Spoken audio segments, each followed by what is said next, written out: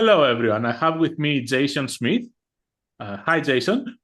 Hello, how are And you? and we have already started. Like we have already warmed up in our conversation, but we'll go through it again, right? Talking about I don't know hypnosis, Christianity, demons, even. That's right. Yeah, and I have to say I don't know Jason a lot. It's the first time we connect online, one to one. We've rarely interacted a lot online before, but I've seen his posts in socials and some of his replies and everything. And, even though he doesn't appear to be any of these big names out there, I felt like a very strong resonance. And I was like, I need to talk with this person. I need to have a conversation. And this conversation deserves for everyone to be out there. So that's why we are here. So thank you, Jason, for being here. Thank you for inviting me. I'm excited. I'm excited too, and we have already hit it off a bit. I don't know. Where do you want to start now that we had we forgot to press record as we started. That's the thing that happened. Where were we? Or you want to take it from like somewhere, a new beginning, let's say. It's always good to start at the beginning. It's always good to start. I mean,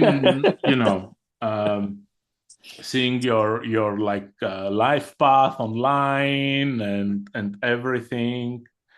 It's like many new beginnings, and Mm. I have to be honest, it's one of the things that made me curious, right? So now, first of all, you're a hypnotist, right?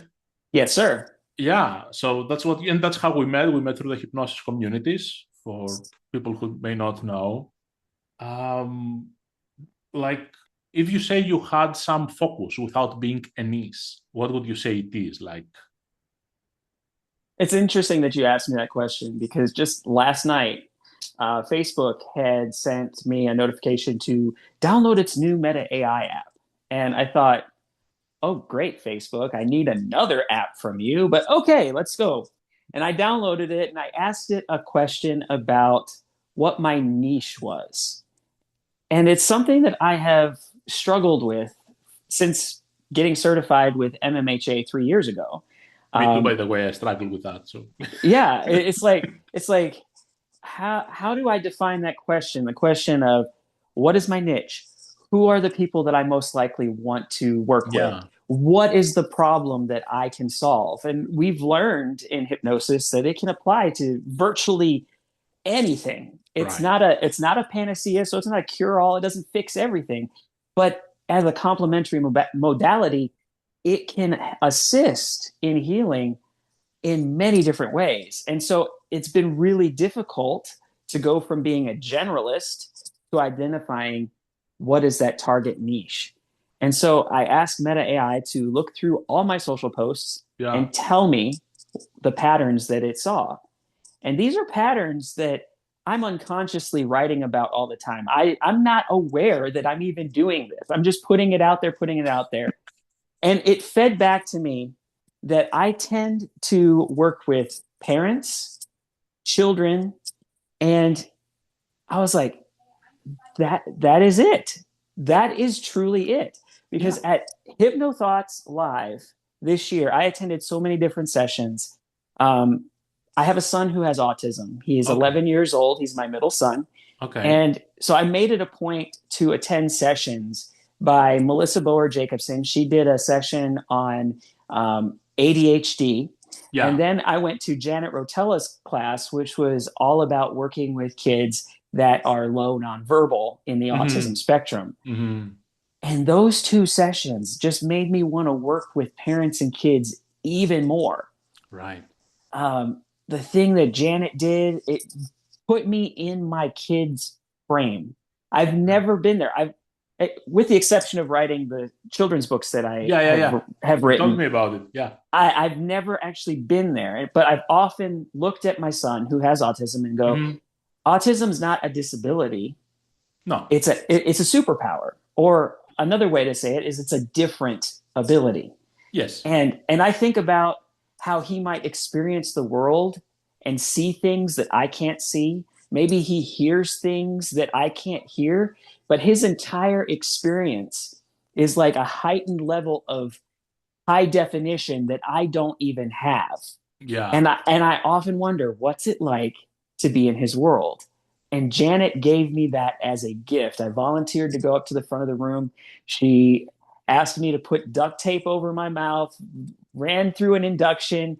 When we were in the induction, she played some music in the background that made me cry. I had all these emotions that came out that were raw and real. And my Wow. brain, my subconscious is like, this is what it's like in your son's mind. Now, Paxton is verbal. He's very high functioning. Hmm.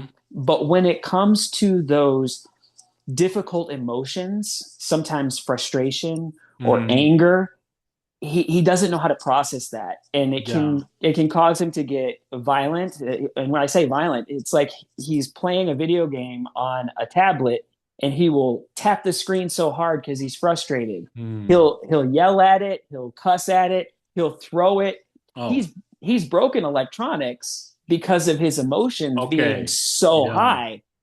And so there is that part where kids with autism don't know how to put into words what they're feeling. And I Yeah. felt that in that Yeah. session. So if I were to sum up saying all of that, who are the people I most want to work with? It's going to be parents and kids. Wow.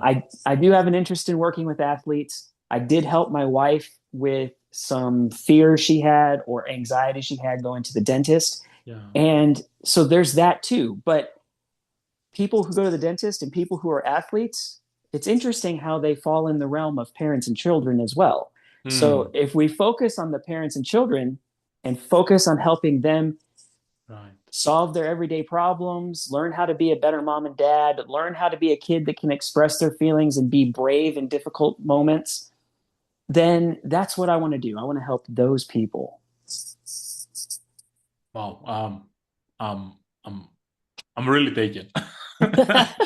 Seriously. And I think I had a point, and as I was watching, listening to you, I kind of lost it, and I'm trying to bring it back now.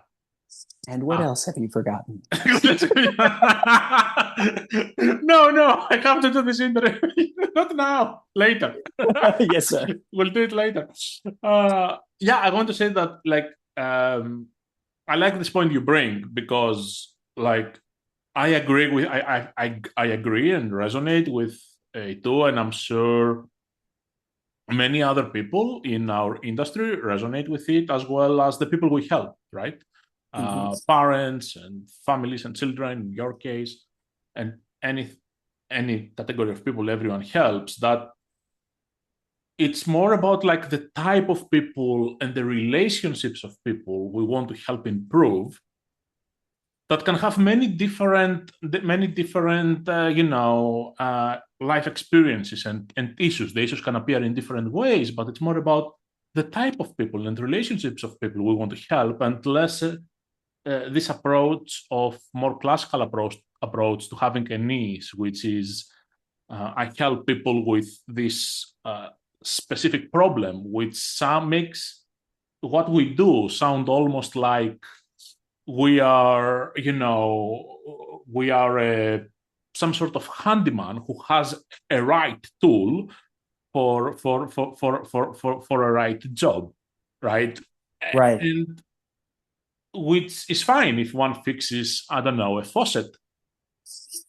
But when one works with humans, it's a different interaction that's needed, right? And we That's, go out of yeah. this tool, and it's about how we connect with the people we help, which is what makes the help effective and the hypnosis in the end.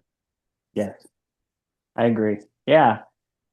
And I think that's what's wonderful about hypnosis is that it has so many different tools and different applications that can apply to different people. So no one person is ever going to get the same treatment. I think that everything that I do is bespoke.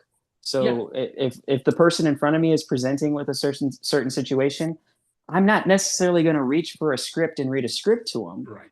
I'm going to show up. I'm going to borrow a phrase right now. I have not done this course yet, but I'm going to borrow the phrase. I'm going to enter the loop, Yeah, and yeah, yeah. I'm going to be a part of their frame, and I'm going to figure out, and what is that like?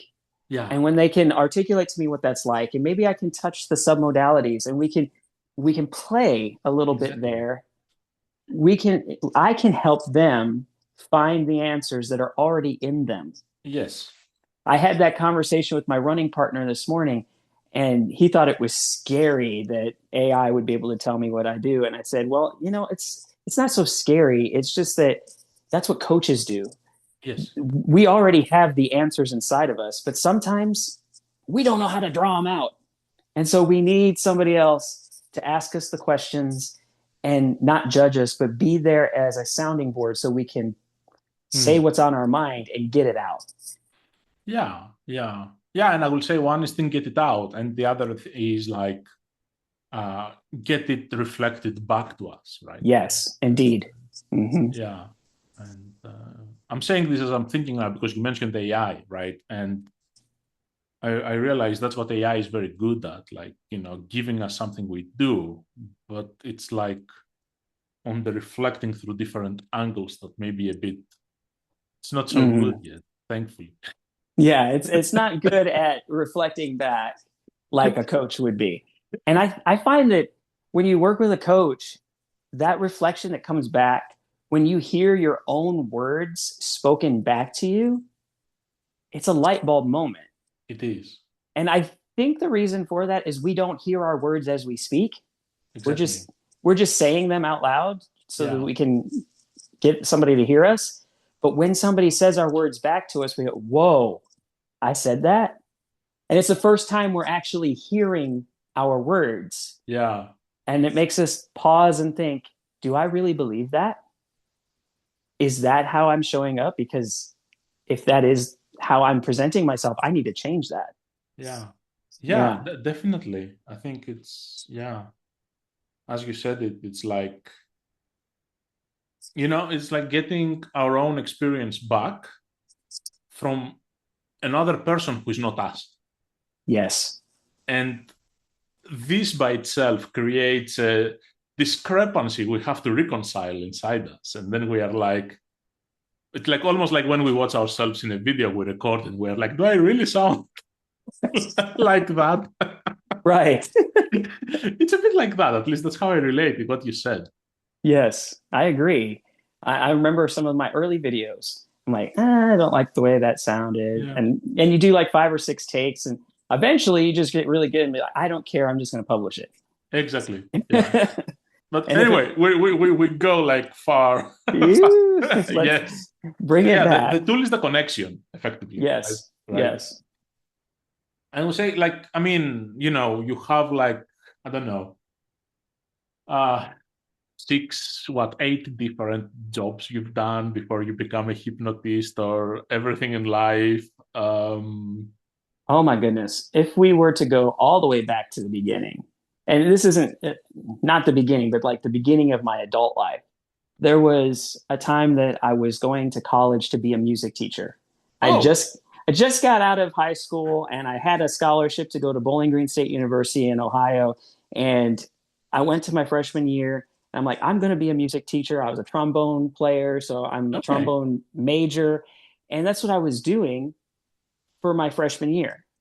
But after that, I took a year off and then I never went back. Oh, okay. And in not going back, I started going to work and I didn't know what career I was going to end up in. Hmm.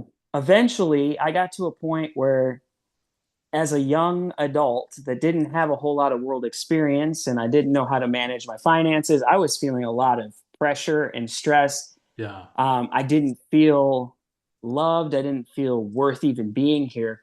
I got to the point where I wanted to commit suicide. Yeah.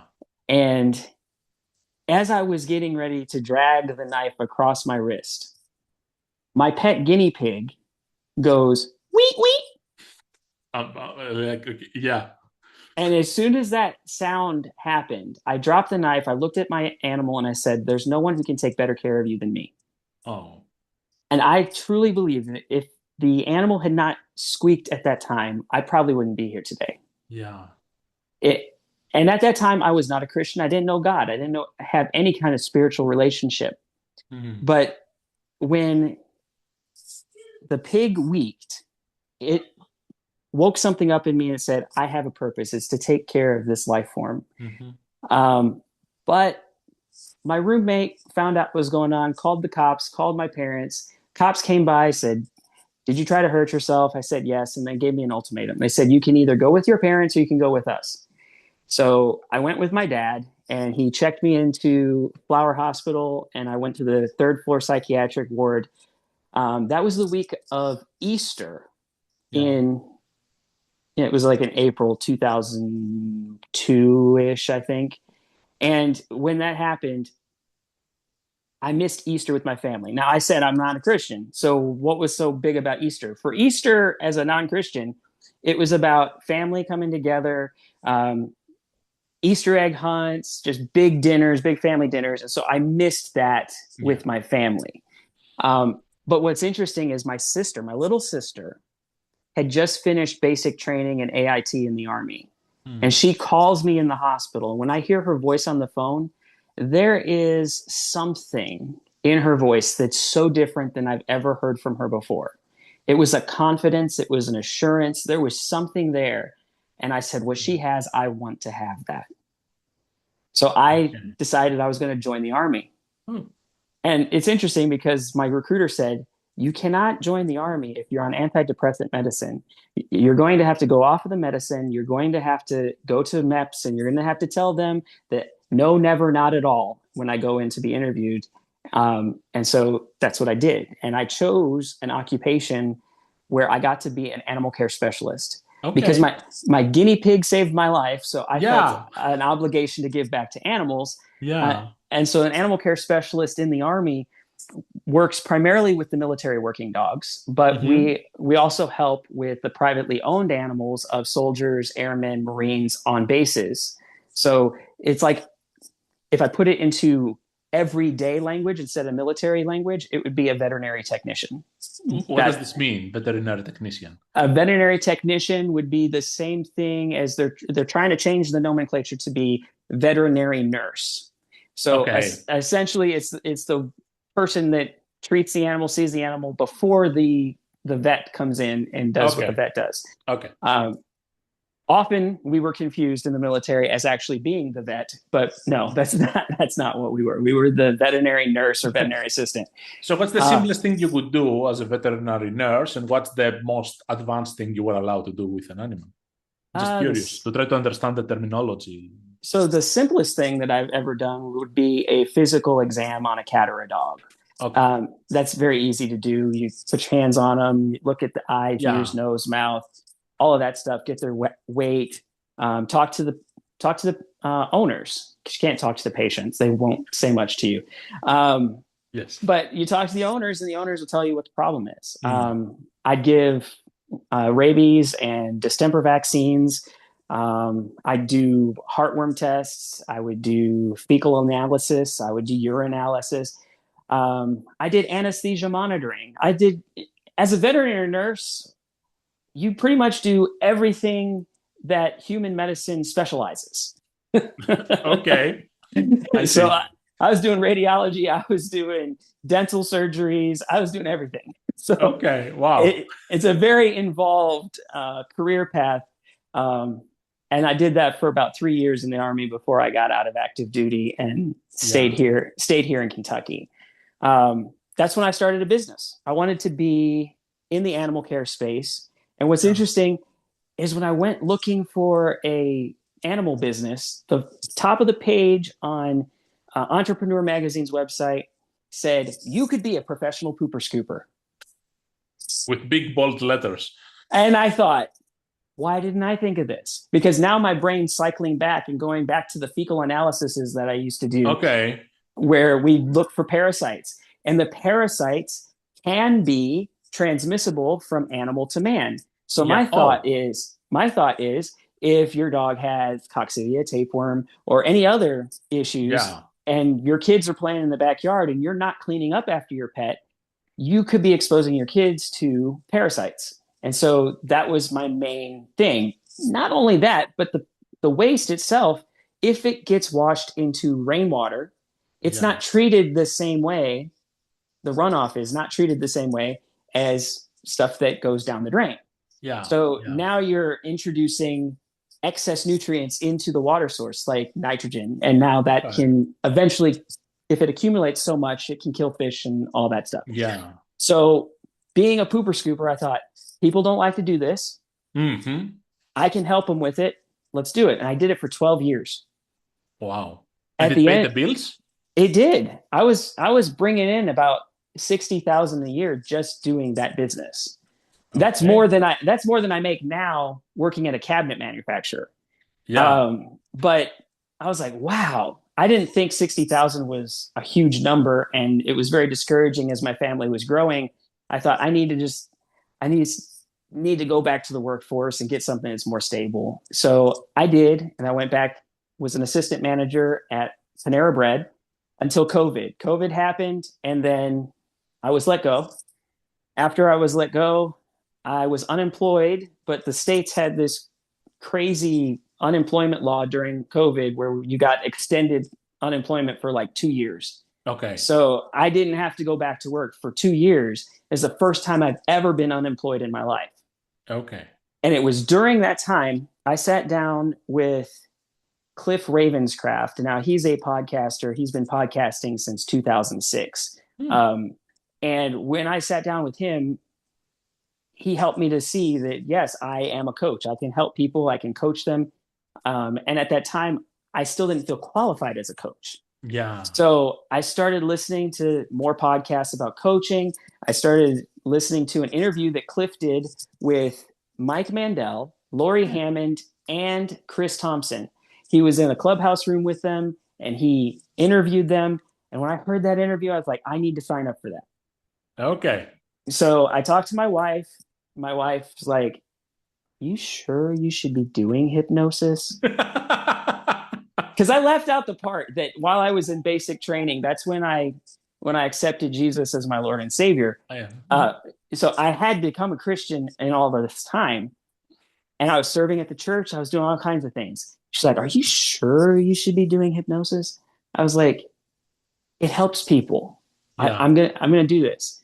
And I'll be honest, I had a little bit of reservations, but I thought I'm gonna do the course. I'm gonna find out Yeah. because we can be scared about things that we don't know anything about. But Yeah. once you start learning about it, you find it's not so scary. Yes. And, and the way that Mike teaches that course, it was just brilliant to me. Um, and I found out that, yes, this can help people. Yeah. And that's when my church found out I was doing hypnosis, and they said, that's of the devil. I don't believe in hypnosis. You can't be doing this. You're not qualified to do this. It's like using mind altering drugs, and you shouldn't be doing mind altering drugs either.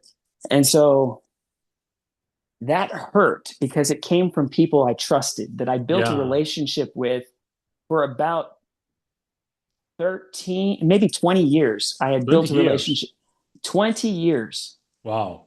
Yeah.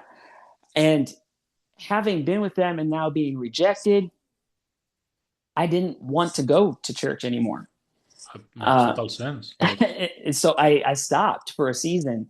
I told my wife, I said, you can go to church. I'm not going to stop you.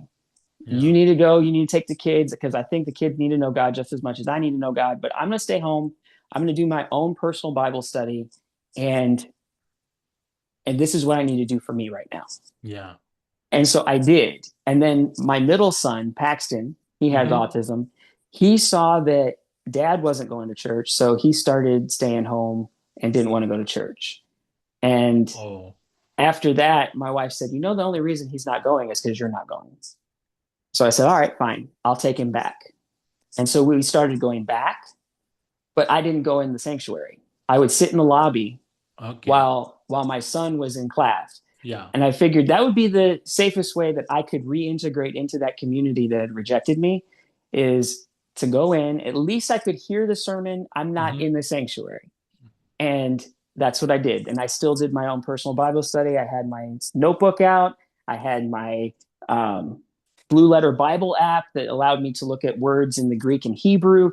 And Yeah. I was just breaking it all down and learning on my own. In addition to all of that, I had to work on me because I'm thinking the reason why I'm not getting any clients right now is because there's something in me that's broken that needs to Mm. be dealt with. And the way that I'm relating to the church right now, that's probably part of what's broken. So I need to fix me. I didn't know how to do that quite yet, but Yeah. I worked on different things. One of the things I worked on, we were doing a fast at the beginning of the year, one of the couple years ago. And during that time, there was a revival week. And I went to one of the revival services. That night, when I was laying in bed with my wife, I said, I want to try something right now that I've never done before and see what happens. Mm-hmm. So I said, I'm going to pretend that I'm Mm-hmm. 10 years old again. Oh. And I'm going to talk to my 10-year-old self from my 40-year-old version. And I'm going Mm. to pretend to be my dad. So this is the original memory. The original memory is I'm 10 years old and I want to be a writer when I grow up. I've been writing a bunch of stories and I went to show them to my dad. I said, Dad, look, I want to be a writer when Yeah. I grow up. And he goes, that's great, Jason, but writing's not going to pay the bills. That did something to me where Yeah. it said, I don't believe in you. I don't think you can do this. It's too hard. Just conform like everybody else and go into Mm-hmm. work. Yeah. So after having that memory, I went in and I rewrote it. And I said, Dad, look at what I wrote. And I said, did you write this? Yeah, I did. This is pretty good for a 10-year-old. You really think so? Yeah. And if you keep working at it and you practice every day, you could be a writer one day. Mm. I'm not kidding, Orestes, when I tell you, tears streamed down my face. I could feel some kind of change integrating that night. Yeah. I said, I don't know what just happened to my wife. I said, but something happened and the dominoes are going to fall and a bunch of changes are going to happen. Okay. Since then, How long ago was that? this had to have been 2 years ago. 2 years ago. Two Okay. years ago. So since then, I have written over 44 pieces of content, whether they're hypnosis audios or even Yeah. children's books. I have been writing a bunch of stuff that I Yeah. never would have thought I'd write. And one of my hypnosis tracks that I did for a guy who was dealing with, I think it was procrastination. Mm-hmm. He told me that the type of metaphor that he responds most to because he's a video gamer would be fantasy. And Mm-hmm. I thought, oh my goodness, video games? I can do this. And my favorite video game growing up was The Legend of Zelda. I played it all the Ah, time. okay. Yeah, yeah. Favorite game. So I'm thinking, how can I create a track that's not just a hypnotic experience, but a video game for your mind? Ooh, I want that. So I wrote the script. I went to Suno. That's the first time I've ever used Yeah, yeah. Suno AI. I went to Suno. I started making chip tune music that was based like it sounds like the soundtrack of the games that came out in the 80s. And Yes. and so I made all that kind of music. I put it all together. I sent it to the guy. I don't know whether it worked or not because he's never given me any feedback about it. But I have listened to the track a bunch of times.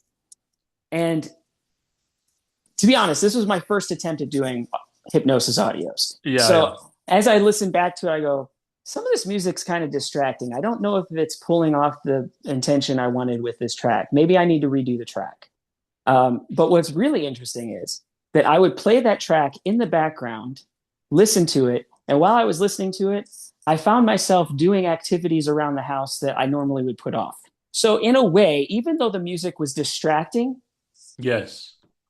Well, it still helped me with procrastination. How interesting maybe, is that? yeah, it was distracting the part of you that needed to be distracted, perhaps. Quite possible. So I know it worked with me. I don't know how it worked with that guy, but it was a fun track to do. And after doing that track, it became the basis of 3 fantasy stories that I'm writing. And I'm writing them under the name Desmond Verhallen. Okay. Are they published? Not yet. I'm still Okay. in the editing phase. I've written all 3 of them. It's a trilogy. So I've written Yeah. all 3 first drafts, and now I'm going back and editing everything. but I'm writing it under the name Desmond Verhollen because Jason Smith, there's about 7,000 Jason Smiths in the United States of America. Yeah. And I know there are some that are celebrities, some that are government people, and I know there are some that are already published authors. And quite Okay. frankly, I don't want to be confused with those people. So Yes. I've decided for myself that the best way to get my work out there is to focus on different genres. And so the fantasy genre is Desmond Verhollen. Mm-hmm. The children's book is Sir Oliver Sage. Sir Oliver Sage, yes. Yes. And then eventually I want to do some horror. I'm not much of a horror fan, but Well, my we can fun discuss my ideas. I'm in yeah, there. yeah. I've been reading some HP Lovecraft and I've been watching some movies that I normally wouldn't watch. My son Paxton says that he loves horror. So I thought it might be fun to just play around with the horror genre. So I've got a name for that. JP Osgood is that name, and it's a play Yeah. on my kids' initials. Oh. Josiah, Mhm. Paxton, and Owen. So JP Osgood. Oh, So wow. those yeah. It might sound convoluted to have all these different pen names, but it allows me to put each genre in its own basket. And so I can write as each of those personalities, personas, or Yeah. even ego states and Yeah. create the appropriate feel and vibe for that work. Mm. Wow, I'm trying to fit all that in my head right now. I'm I just know. I am so sorry. I just unloaded all of that on no, it's you. fine. It's great. I'm just like trying to think like some what's a common thread. And as I try to think of that, I realize like I mean there are many of them. I notice many like threads that are interesting. And I will say one of them is like in everything you do and everything you describe now, right? There is this sense of beginner enthusiasm, I will say, and the openness to like be open about, right? Because I know sometimes when we start something, we can feel like a bit protective about it, that we are not ready, like we should hold back, and this affects what we create also in the end. Yeah. Um, and you have like this enthusiasm of starting new things, whether it is a book, whether it is an audio, where it can help, even if you don't know if it helped somewhere else. And I find this to be a great attitude. And even books like, different genres and connecting things together.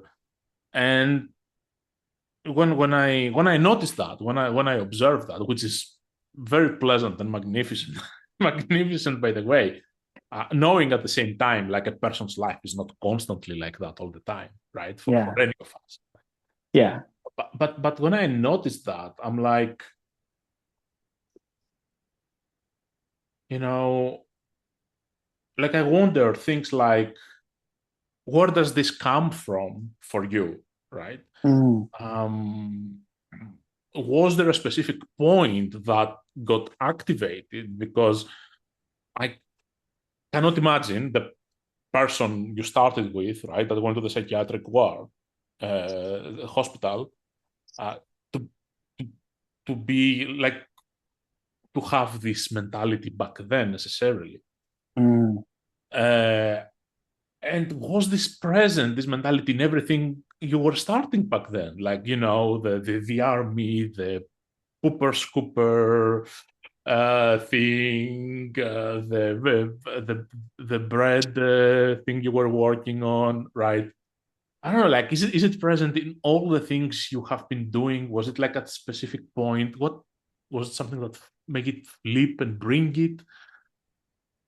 It's interesting how you pull on that thread and reflect it back to me because now it's got me thinking about how is it all connected?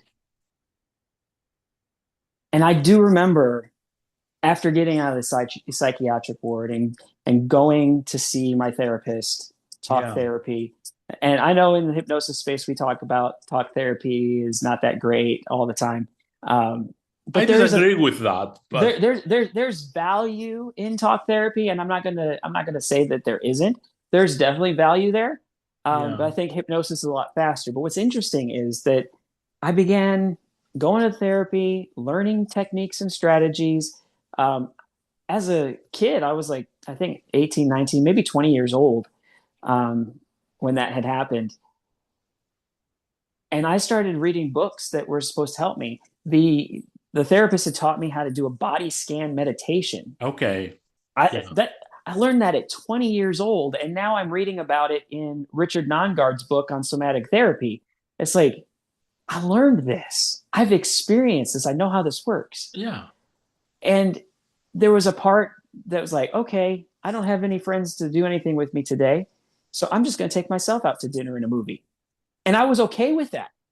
And I think a Yeah. lot of people would not be okay with that when they're Yeah. young. They want to be around other people. But I was like, I need to learn to love myself first. Yes. Because if I don't love myself, then nobody else is going to love me. And that actually gets tied back to scripture as well, Okay. because it says that we should love our neighbors as ourselves. So love your neighbor as yourself, Right. which means that if you are not loving yourself, there's no way you can love your neighbor. Of course. Yeah. Yeah. So that's where that started. And I remember going to a youth group that I was a part of. And I told the leaders of the group, I said, I just want to help kids that might have depression or they might be thinking about suicide. I Hmm. want to help it. So there was this desire to help people Yeah. from a young age.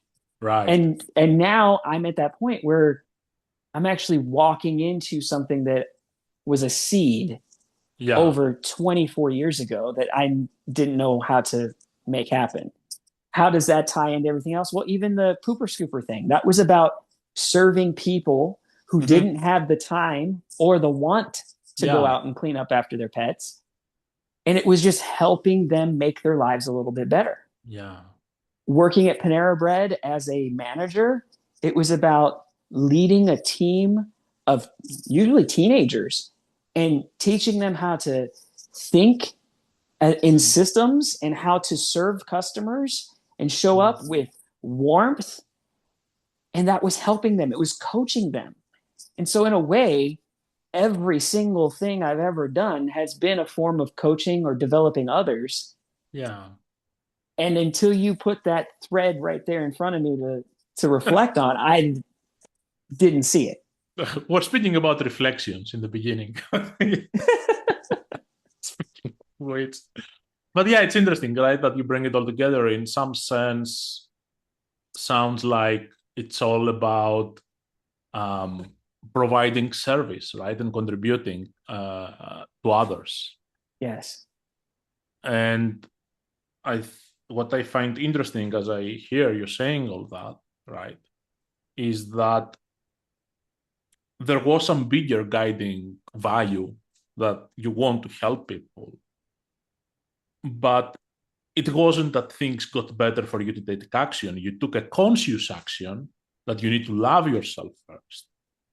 And Yes. you started building on that. And like I found myself that sometimes taking this conscious step, even if we, don't know fully what it may bring, right? And putting our chips on it, our Yeah. betting on it, right? Is while we're guided by something bigger, it's something we want to achieve. It's the most important step versus I think this is a lot of times promoted in the healing space that first heal all the stuff and then you'll be able to do it. Mm. I don't know how this reflects with you. It's interesting. So I read that in Dr. Nongard's book. He was talking about he's never met anybody in this field who hasn't done some sort of self work to heal something that's in them. And Yeah. that resonated with me because as we've been talking and about my whole faith journey that Yeah. we've only really touched on. It's very surface level. Yeah. But that whole journey of being rejected and having to learn how to deal with that and confront things in me that I didn't even know were there. It Mm. was just in that discomfort of people not accepting what I was doing made me go to those darker places. And Yeah. in a way, I think that's where some of my writing has come from. Mm. Because the hypnosis track I told you about, it's called Vistaria Quest. And it deals with the way I authored it was I treated each character as an ego state. So I created a hero. I Mm-hmm. created another character who was kind of like the the best friend who always has that squirrel syndrome, shiny object syndrome, right? Okay. They're always Okay. Yes. always they're distracted by everything. But in order to get these guys to go on the quest, we needed to have an ego state that would come and put them into action. So we had an encouraging ego state. I brought that character in, and then we had the villain, which I considered a baited ego state. Well, at the time, I Mm. thought it was an interject, but when I finished writing that track, I realized it was a baited ego state, and I didn't like the way the track ended. Yeah. So when thinking about novelizing it, I thought, what if we go back to what caused our villain in this story to become a villain? And I wrote Shadows of Astaria. Now, Shadows of Astaria follows the story of a young boy. He grows up in like an island community. It's a very subtropical type area. Yeah. He's on the beaches. His mother was rescued at sea by his father, who's a fisherman. She was a Okay. siren, and when he rescued her, she's always been afraid to go back out to sea, and she never wanted her son to go on the fishing boat with her father because she feared that the goddess Onessa, who is the queen of the ocean, that Honest. she, Okay. Onessa, that she would come and take her son because she was not serving her as a siren anymore. Okay. And so this boy doesn't even know that his mom has these magical powers. And eventually, when he's about 10 years old, he starts to develop his magic. His anger causes his bed to set on fire, and they don't know what to do. So they Mm. take him to see the local wizard, basically. And he starts Yeah. to interact with them. And we get this whole story about Alistar. That's the boy's name, and how he becomes the Red Wizard in Vistaria Quest. Yeah. It's my son Josiah, he's the oldest. He goes, "You gave Alistar the Anakin arc." I'm like, "What do you mean I gave him the Anakin arc?" He's like, "Anakin was supposed to save the Empire. Oh no, not the Empire. He was supposed to be the savior of the Jedi, and then he ended up becoming part of the Sith. And you basically did that, Dad." And I'm like, "Well, it was completely unintentional. That's not what I meant to do." Um, but it's interesting that he points it out. And in that whole story, it was about Alistar's descent into darkness. And the more I wrote that story, I think it caused me to process a lot of the issues and pain that I was dealing with being Yeah. rejected from the church, which is interesting in itself because writers often do this. They write I mean, work that yeah. in some ways is therapeutic to themselves. And I didn't even realize I was doing that at first. But when I got into writing Vistaria Quest, I started feeling my spirit lift. Mm. And then to close out the trilogy, I had to find out what happens to the Red Wizard after he is thwarted by the hero in Vistaria Quest.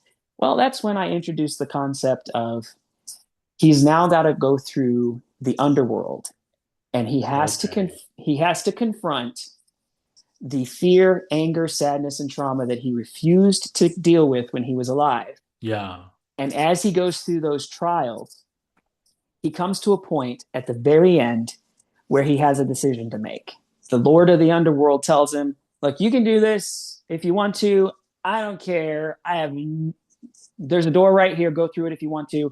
If your heart is true, then you'll pass through it no unscathed. But if it's not, then you'll be disintegrated. It's your choice. Do whatever you want." Okay. Okay. And so he nervously goes through the door, Yeah. and then he's resurrected as the wizard as the white wizard. Oh wow. So he becomes a wizard of light because he dealt with all of his trauma. And I was like, man, this is a powerful series. I cannot wait to get it published because it deals with his arc all the way from the fall into I'm the villain into redemption. And it's just, I really want people to read that. I think it's going to be life changing for them because it was certainly life changing for me in writing all of it. I mean, yeah, like I definitely feel like, it will resonate with some people. Yeah. Yeah. Yeah. And we were talking before also, right? Like how a lot of the work on self-improvement, it is about addressing our darker parts, right? Yeah. The things we typically avoid, Yeah. and for reasonable reasons, right? Because it's not easy. It's not easy Well, to face them. And stories are a great medium to start making some recognitions, some reflections, right? yeah. That's where I got the idea from, is from Mike Mandel. And he was talking about in one of the videos I watched how fantasy is a really great genre Mm, for hypnotists. it And I is. was like, that's awesome. I'm going to start writing some fantasy. So that's the whole intent, was to distract the mind with entertainment Yeah. while delivering messages of healing. Mm-hmm. Mm-hmm. Yeah. I think, I think that's a powerful way to do it, honestly. Like, yeah. But also you mentioned like it came to times, right? Your Christian community and being 20 years there, right? And then being cast out, I think, Yeah, that when we you were brought the hypnosis thing forward. yeah, Yeah.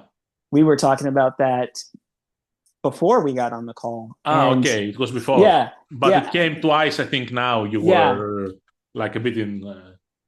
yeah. So that was a difficult time for me personally because I had been so active in the church community. I was leading Yeah. um, Dave Ramsey's Financial Peace University course. I was teaching in part of the men's conferences that we did, um, and they were leaning on me to do a lot of things in leadership that now I don't have those opportunities.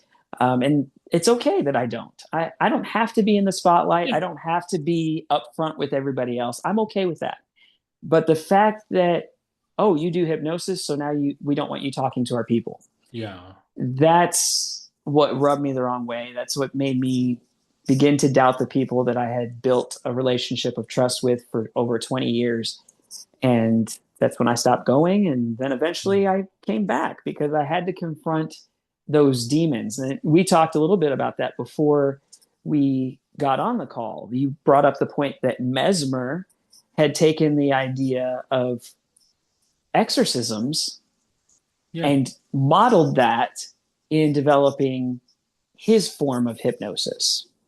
which wasn't really hypnosis yet, but in his Mesmerism. mesmerism. So as he was developing that, he took those principles and applied it. And that's where we got to talking about demons. And ever since learning about ego states and how you have vated ego states and you have introjects. And I mentioned that previously when I was talking about Vistaria Quest, that's how I designed the book. Yeah. What is an introject? An introject is like a picture of somebody in your mind that you've freeze framed them at a certain point in time. So now Mm-hmm. you think that they're always like that. They're always going to be like that. Mm-hmm. So in the story I shared about my dad telling me I couldn't be a writer Yeah. when I grow up, I freeze framed him in that moment. That was an introject of who he was. Yeah. He's not the same guy he was back then that he is today. So why would I even let that hold any influence over me? Mm-hmm. So what we can do with those introjects when we recognize we have them in our lives is we can cast them out. We can tell them to leave. And that's no different than a Yes. priest coming up to you and saying, I cast you out in the name of Jesus. It's not any different. It's the Yeah. exact same thing. And then the vated ego states. This is what was it Emerson? No. Yeah, Yeah. Gordon, Gordon Emerson. Yes. Yes. Gordon Yeah. Emerson describes the Vedic ego states as an ego state that is invaded by fear, anger, sadness, or trauma. Mm. And so this could be something that developed when you were very young. You experienced something that caused fear in you or something. Yeah. And we never want to go back to that. Yeah. We don't Because want to it's deal with it painful. because it's painful. It's too Yeah. hard. We don't want to confront it. We just want to move towards the light. And Exactly. Yeah. and Christians, and even you mentioned healers, want to move everybody towards the light. But there's a part that if we're not dealing with our stuff, eventually that's going to come out of us. Yeah. So we need to deal with it. We need to be willing to go into the darkness, knowing that, hey, if I go there, it's a safe place. If a hypnotist leads me there, it's a safe place. So let's go there. Let's find out, be curious about it, approach it with the wisdom and knowledge we have today, find out what it needs from us, and reparent it if we can. Yeah. And when we do that, there is an integration and there's a healing that changes everything about you. You might not feel it right away, but there's a chain reaction that's happening because you're dealing with that neural pathway. You're changing the way you associate with it. Yeah. And so I encourage people to confront the darkness, because if we're not doing that, then we're neglecting it and we're just moving on like we're hypocrites. Yeah. And I like this, like, because I found, like, when I've worked with people, I've noticed this fear very often, right? Which comes a lot of the times from the way things are portrayed, because there is a difference between confronting something and being immersed into it. Yeah. I think a lot of times people are afraid that confronting it means I have to go into it as bad as it used to be. But it's about meeting it. Yes. Yes, that's a very good distinction. I like the way you said that. And having a conversation and interaction, not going, like, it's like, sometimes I like to think about it, that it's like there are some flames in the past, right? So we have to go close to them, feel the heat, but that doesn't mean we go in the fire. Yes, we're not going back into the Necessarily. fire. Yes, that's good. I like that. But we're getting close enough to it that we can observe it and we can understand it. It's Yes. almost, as you say that, it's like when we confront it, we're doing it from a dissociated state. Yeah. Yeah. And from that dissociated state, we can objectively look at it, analyze it, talk to it, negotiate with it, and maybe even change the submodalities that are surrounding it. Yeah. And by doing that, we might gain some new understanding that we didn't have before. Yeah. Yeah. I like that. Oh. Would you say that something like that was like part of your own journey as well? Like... Oh, yeah. I'm fascinated with ego states. I love dealing with them. So I like AI tools. I think they're fantastic. I think they're fantastic as well. Like, I think there are issues with AI, but I think the tools can be really helpful too. Yeah. Oh, absolutely. And so I'd heard all about interactive cards because Mike Mandel talks about them. I've never bought any, but I thought, wouldn't it be fun if I just create my own on ChatGPT? So as I learned and I started meeting my ego states, I would get a picture of what they look like in my mind and I would describe it to ChatGPT and it would start illustrating them for me. And I'm like, this is awesome. So I met one ego state because I was at work one day and for some reason I just felt off and I didn't know why I felt off. Felt like an imposter.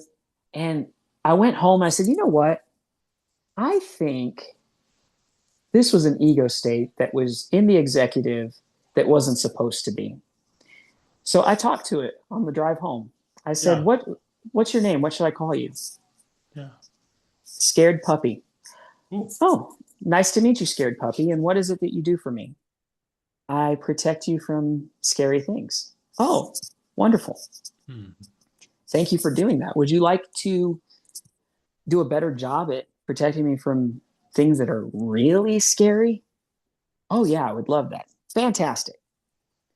So when I'm at work, that's not really scary. So I don't have to, you don't have to worry about that. But when there's something that's really, really scary, I want you to be like my watchdog and look out for me. Can you do that? Yeah. Yeah. And Scared Puppy went from being this cartoonish little dog to being a German Shepherd, like a guardian. And I was like, Okay. awesome. So I got, that was the first ego state I met, was watchdog. And then through the process of just recognizing when things started Yeah. shifting in my conscious awareness, I would talk to them, find out who they are. And I've met architect, I've met creative, I have met coach, I have met Spike. Now, Spike's an interesting character. Okay. Spike Spike started out in a suit of spiky armor, com- completely head to toe.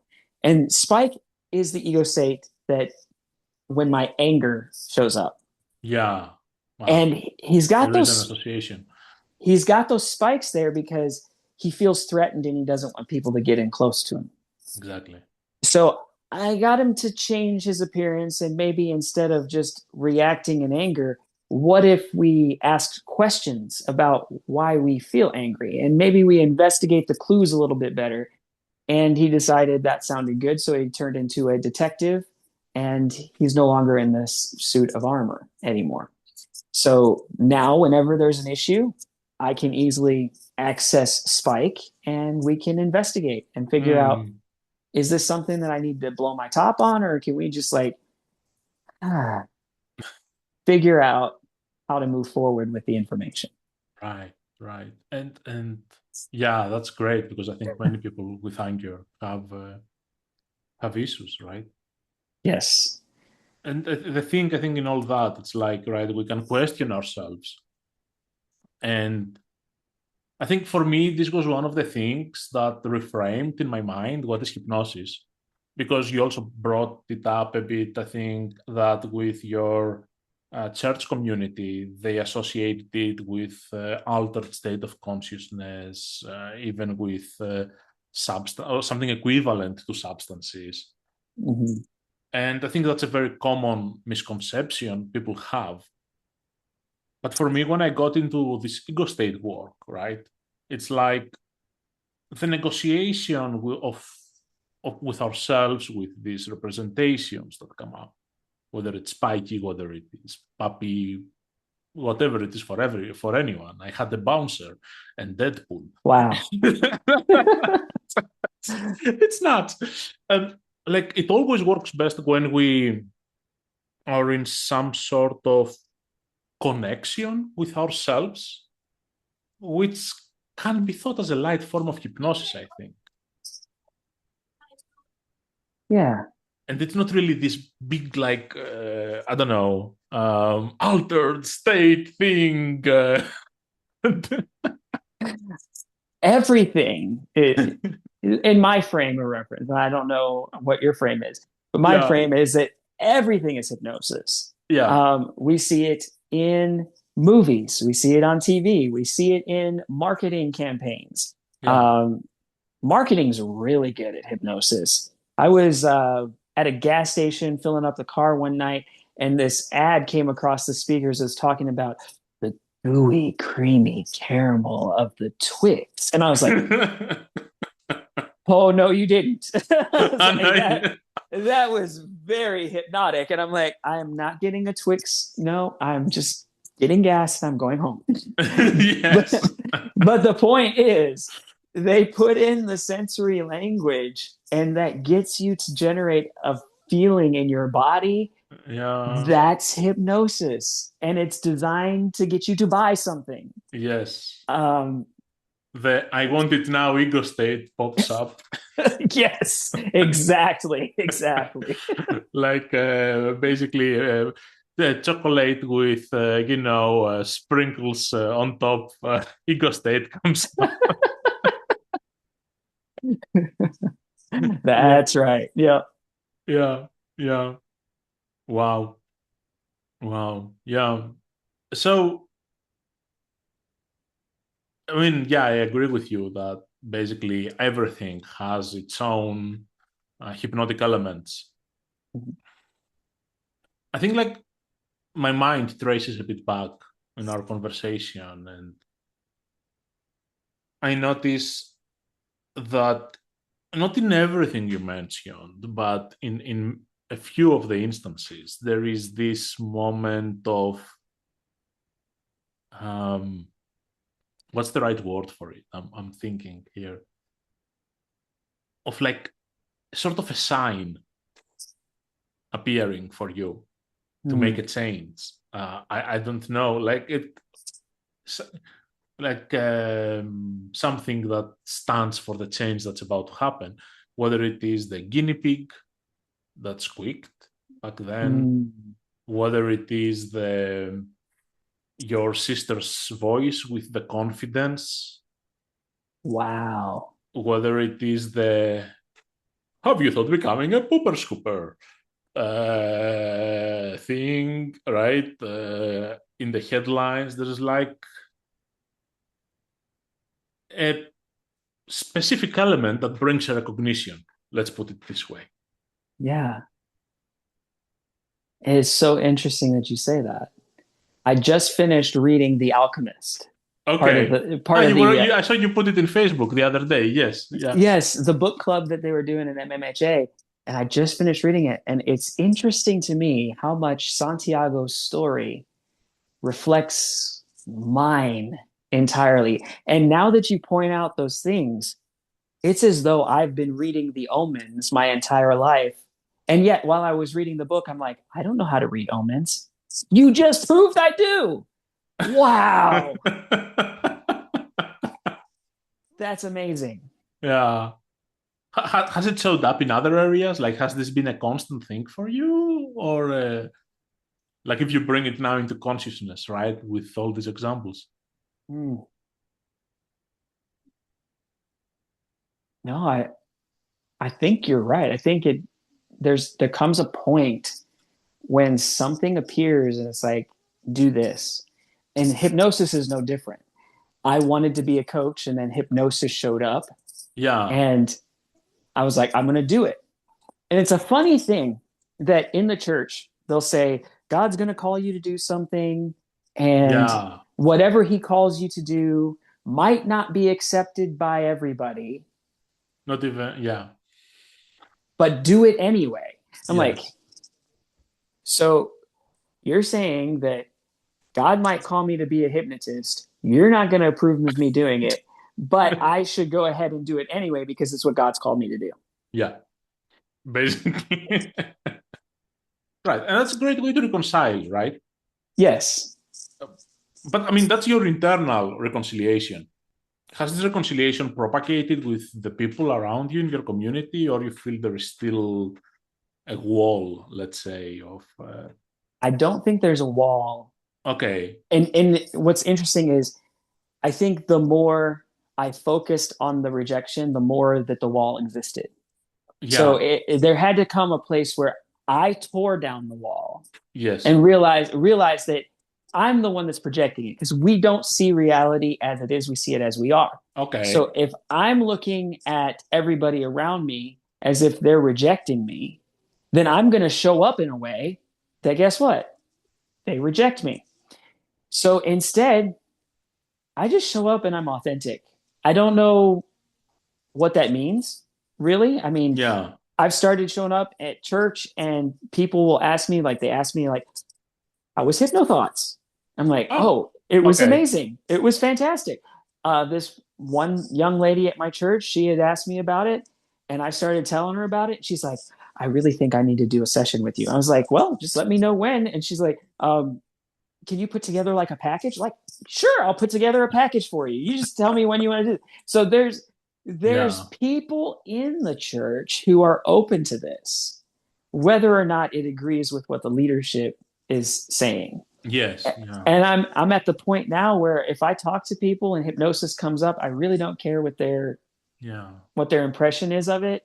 It's like, this is who I am, this is what I do. If you need help with it, great. If not, it's not your cup of tea, great. yeah, We'll just move on. yeah. It is like that, right? But I like in what you said that you know it's not only that we propagate the existence of the world, right? If we go somewhere with the feeling that others will reject us, that's what we will reflect back on us. But for me, the interesting thing in your particular situation was that this world didn't start from you. Mm. It started from others. So there was indeed a rejection, right? It's not that there was some underlying trauma that was affecting overall behavior and, you know, all that stuff. It was like something actually happened in the adult present. Not everything is about the childhood pattern, right? Mm. Necessarily. Like maybe there are Yes. components, but there was something happening. Yes, you're right. And when the leaders came to me and they said, you shouldn't do this, you shouldn't do this, that was actually them setting a boundary. Yeah. I think I made the boundary worse by Okay. imagining that it was worse than it actually was. Maybe it is worse. I don't know. We don't know, but I just know for me that I needed to deal with how I felt in yeah, that rejection. And as soon as I could accept who I was, regardless of the boundary that they drew, exactly. I wasn't going to make any Yeah, headway as a hypnotist or as a Christian for that matter. exactly. Yeah. And that's the fun thing, being a Christian and being a hypnotist. Yes, I want to know more about that, actually. Because people say it's of the devil. And I'm like, okay, well, you just don't know because it's not.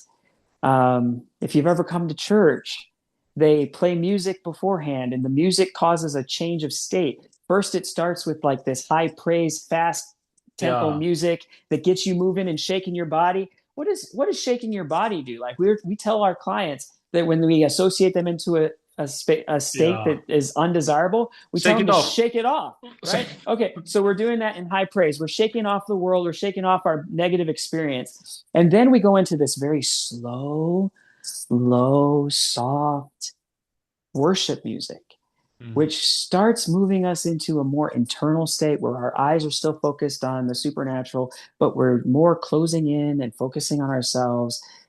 And that's almost like going into a trance state.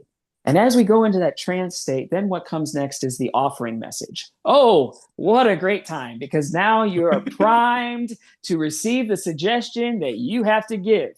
Yeah. Yeah. Make sure you're tithing. That's a whole other issue that I'm dealing with. So I haven't unpacked that all yet, but that's Okay. that's an issue. And then after that, you're seated in your seat, you are feeling good, you're ready to listen, the message comes and the preaching happens. And as the preaching happens, there are embedded suggestions and commands all throughout it. And anytime you say amen, in Christian, in both Jewish and Christian, amen means it is done. So we're speaking it and we're saying, God, it is done. Sounds like a yes set. It sounds like a yes set. Yep. So that's right. Like... that is right. So we are constantly reinforcing this, and hypnosis is happening in church all the time, whether they know it or not. I have talked to some people when I was at HypnoThoughts, and they said, "Oh, they know what they're doing." Maybe there are some. Do. They had centuries to perfect it. Like they know what they're doing, and so maybe the command that I shouldn't do it is because they don't want me to know what they know. I don't know. That's just something else. That's something else. That's something else. I think it's more of a mixed bag. So let's leave it. We'll leave that. Yeah. Way over there. But yeah, so I just talking about all that. Let's tie it back to where we were at because I've gone down a rabbit hole. Yeah. But that's what church is like. It's very hypnotic. And so how do I tie my faith into it? Mike Mandel, when he introduced me to the concept of the subconscious mind, and I was listening to how the subconscious pretty much rules everything about us, from our heart rate. I don't have to think about my heart beating. I don't have to think about my lungs doing what they do. I don't have to think about my liver functioning or my stomach processing food. All of that stuff is happening at a subconscious level. my blood flow is being regulated, my body temperature is being regulated, everything is perfect, and I'm not thinking about it. It is taking care of me. It knows every part of me. It remembers everything, every experience I've ever had, even if I don't consciously remember those experiences. It has record of it. It remembers everything. Made me start realizing that the subconscious mind is kind of like the Holy Spirit. Hmm. As described in the Bible, the Holy Spirit's function is to remind you of everything that Jesus has ever said. Hmm. Is to teach you all things. Um, and it's just interesting that everything that the Holy Spirit does is the exact same stuff our subconscious mind does. Yeah. So Yeah. for me, that's my model, is that I look at the subconscious as the spirit. That's the spirit. Whether it's the Holy Spirit, I'll call it Holy Spirit, whether you call it spirit or Yeah. chi or whatever you call it. Yeah. That's the force that is within all of us. It knows everything. It wants to protect us. It wants to keep us safe. It wants to teach us everything. That is spirit. Yeah. And that's my model, is that hypnosis is a spiritual experience. It's not just a neurological thing where we help people rewrite their neural pathways. It is actually leading them through their own experience that they Hmm. create and their spirit creates, co-creates with us as we are doing that. I had a lady about a year ago. She reached out to me, or actually, her husband did. She had stage 4 cancer. Hmm. Never worked with this before, but I thought, let's go. And I went over to their house. She comes up the stairs. She's very weak. She doesn't look good. She sits down. And I say, what would you like to have happen? And she said, I would like to be able to eat again. I've Hmm. only been able to drink Diet Coke and I am not getting any calories. I want to be able to eat again. Hmm. I said, awesome. So I led her through the art gallery. Why did I choose art gallery? I don't know. I wanted her to confront whatever Yeah. the real problem was.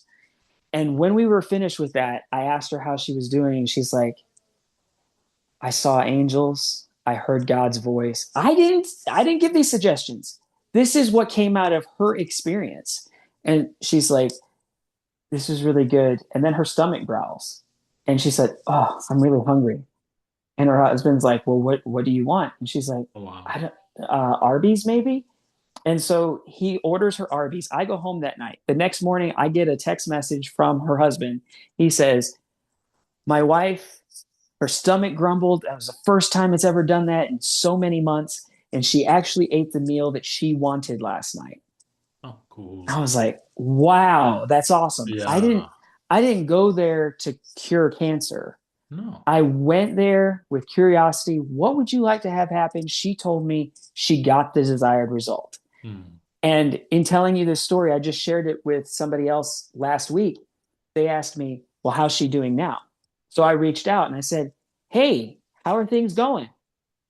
She has, on her last 3 cancer scans, it's been clear. Okay. And she's doing a lot better, but she still has to go for treatments, Well, yeah. but she's better. And I'm like, that's amazing. And this was a year ago.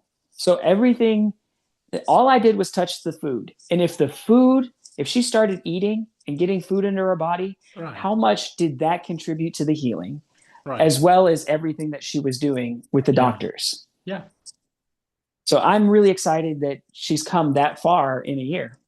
Yeah. That's an amazing story, like on so many levels, right? Because there is always this idea we're gonna heal something, cure something, and sometimes it's just a positive contribution to someone's physical state, emotional state, right? Right. Which can, with another part of be a part of a healing journey, which has medical doctors and everything, right? And really help them along the way. Yeah. Like I often feel there is like some sort of ego, let's put it, in our spaces of like we do this with the mind only, and we don't, right? But I feel it's Mm-hmm. about the wider contribution we can offer to someone. Yeah. That's a great story. It's a great story. And so now we're setting up a time to help her work with anxiety because her medicines that she is taking is causing anxiety. I said, well, let's do it. Let's make it happen. Wow. Yeah. Yeah. I'm excited to find out more about this story as it progresses. Like, yeah, it's very touching. Yeah, me too. She is a Christian too, but she goes to a different church. She's not the same Christian denomination as I. So I think that's what helps her to be able to enter this space with me. Yeah. Um, There's so faith already. yeah, Yeah. Yeah. Yeah, it's interesting. You bring that. Yeah, it takes me a bit elsewhere, like, but the story of Esdale, who started doing surgeries because anesthetics were not discovered back then. mm-hmm.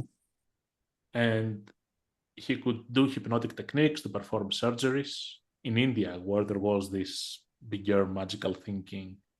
But when he tried to bring the same techniques in the UK, in Britain, they didn't work because the thinking was more. So there is an element, right? As you say, how much people can already bring themselves into the space by other practices, whether it is Yes, religion, meditation, um, anything everyone does, right? yeah, absolutely. Yeah. Would you say that doing hypnosis, becoming a hypnotist, right, has made you a better Christian? I don't know if that's very provocative to ask. That is a provocative question. I think initially it made me a jaded Christian because I David, was okay. because I was rejected. But Yeah, the more I press into the space, the more I realize that even in Judaism, you have mystics, hmm, and there's a lot of mystical things that Jesus did. And I think in today's modern right. Christianity or religion, we tend to forget the Eastern traditions and only think on Western, and that Yeah, Western is the only way to do it. I've heard so many people reject the idea of meditation. Well, wait a minute. In Genesis, it says, and Isaac went out to the field to meditate. yeah, There and in Joshua, it in Joshua, yeah, Joshua, it says, and you shall meditate on the word day and night to observe to do all that is written therein, for then you will ensure that you will have great success. So yeah, there's meditation is mentioned throughout the Bible, but Christians today are more quick to say, "Oh, don't meditate. It's not Christian." It's wow. there. Are we forgetting that what we read in the Bible came out of the Mediterranean environment? Yeah, yeah, Are we forgetting those traditions? And I don't think there's anything wrong with them. I think it's a good thing to return back to our roots. And if there were mystical practices that were taking place in the Bible that were sanctioned by God, then I don't think we should avoid them. I think we should press into them.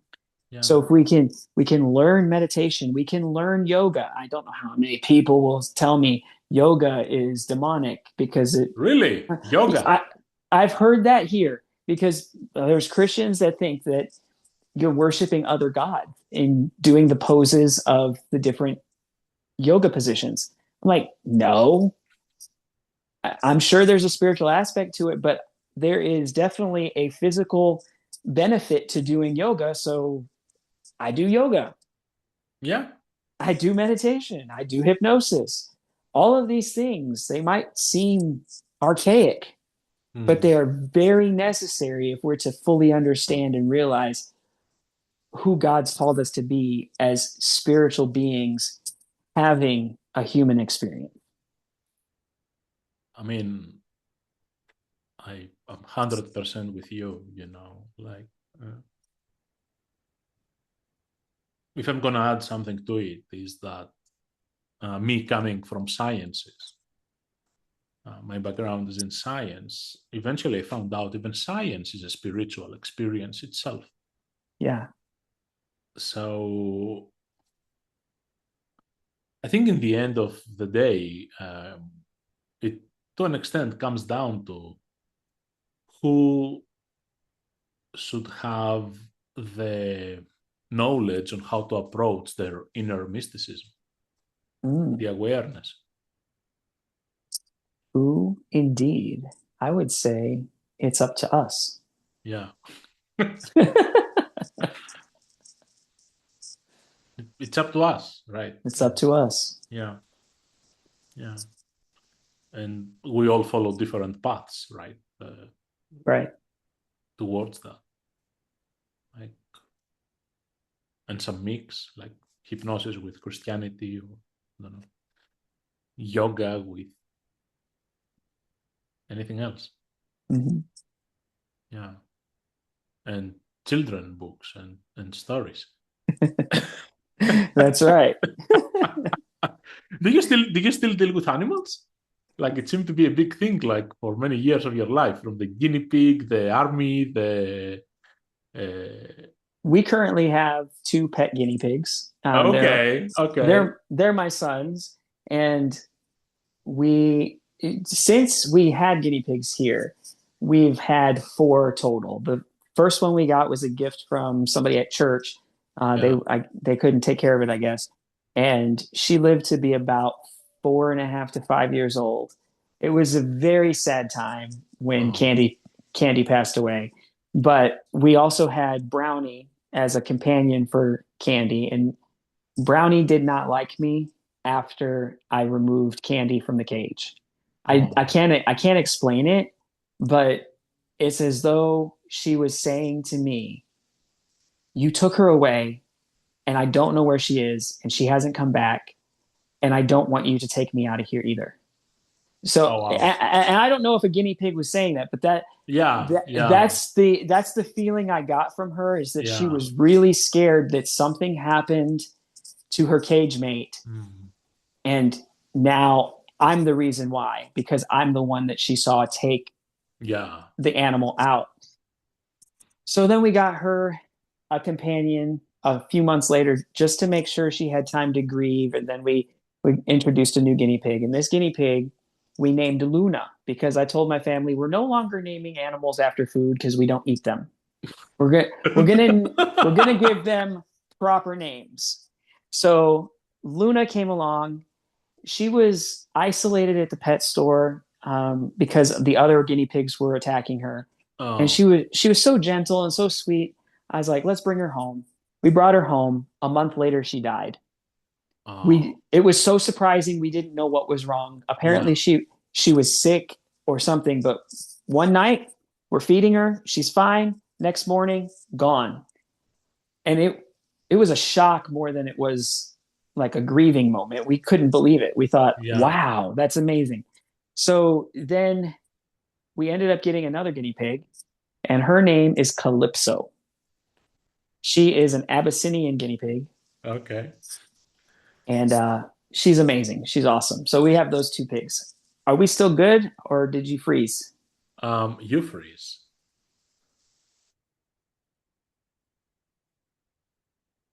You hear me?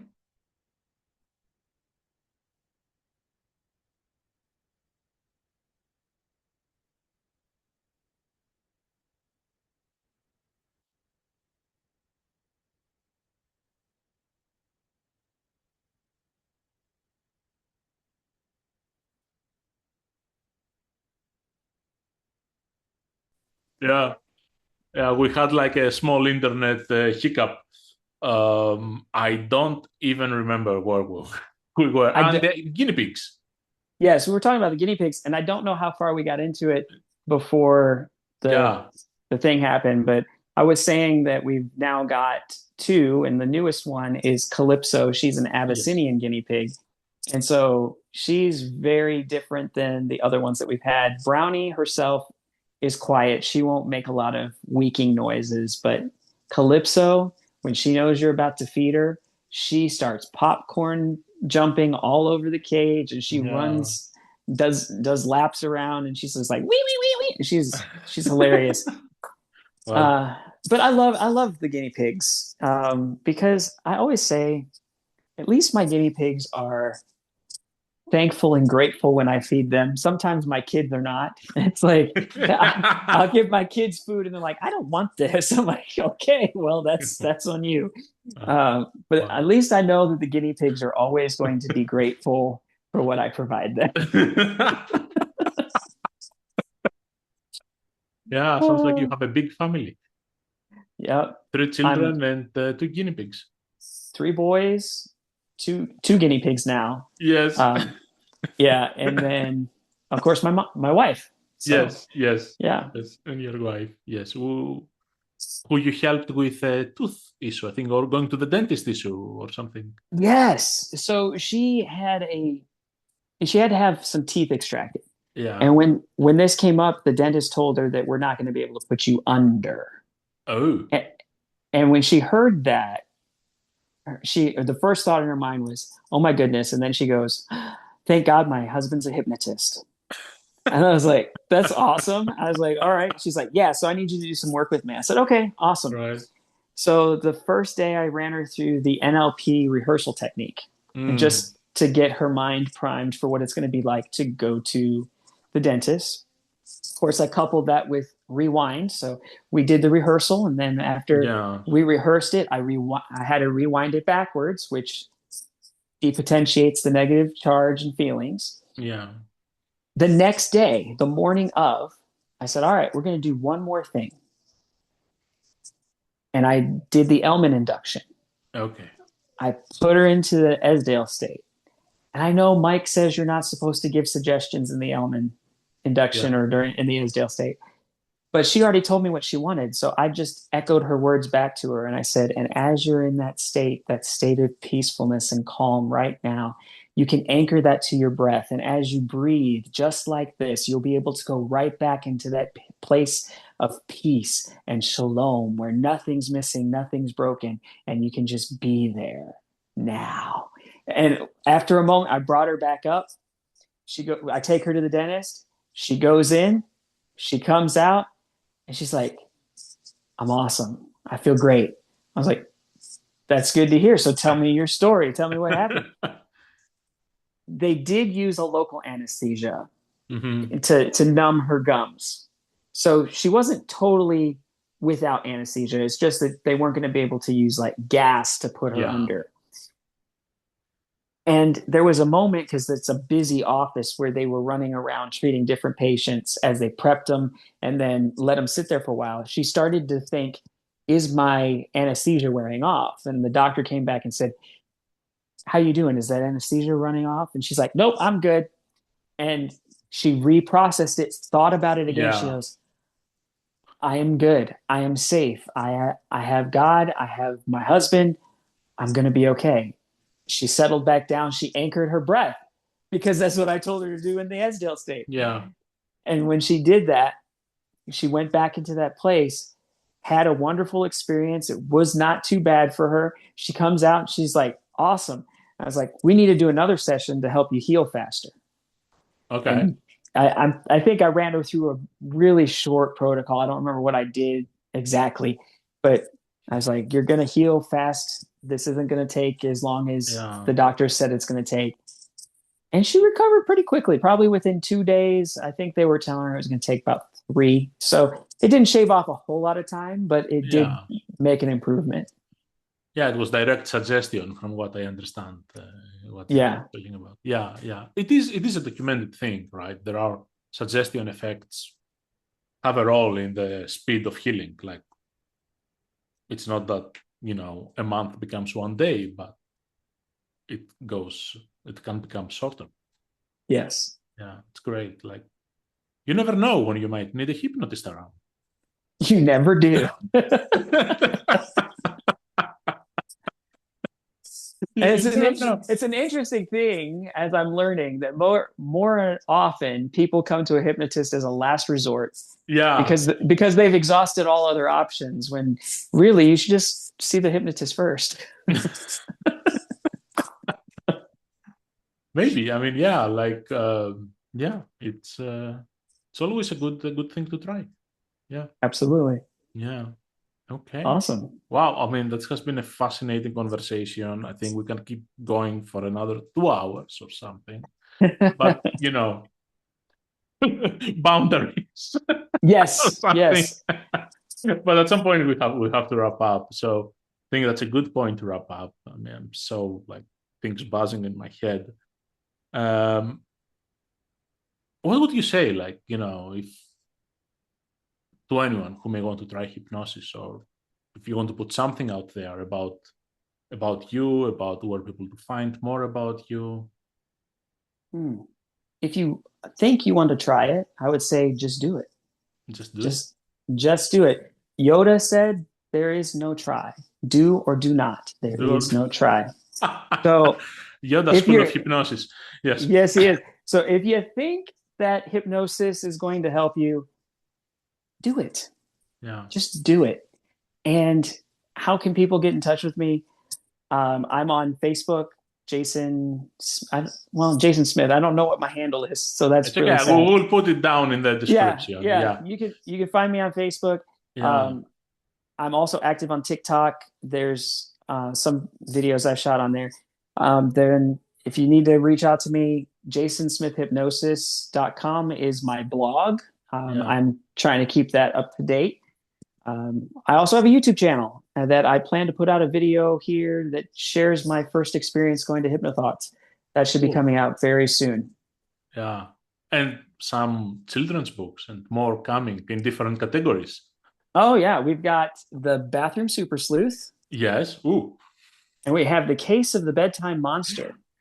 Both of these books are based on true stories, but they are fictionalized. Okay. Bathroom Super Sleuth is about a boy who has bathroom anxiety. He is scared to go into public restrooms.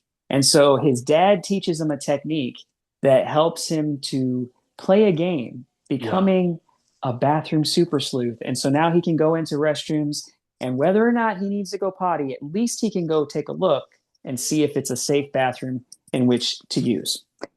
The Case of the Bedtime Monster Mm-hmm. is based on a child who couldn't go to sleep at night because their imagination had manifested this monster in front Yeah. of them.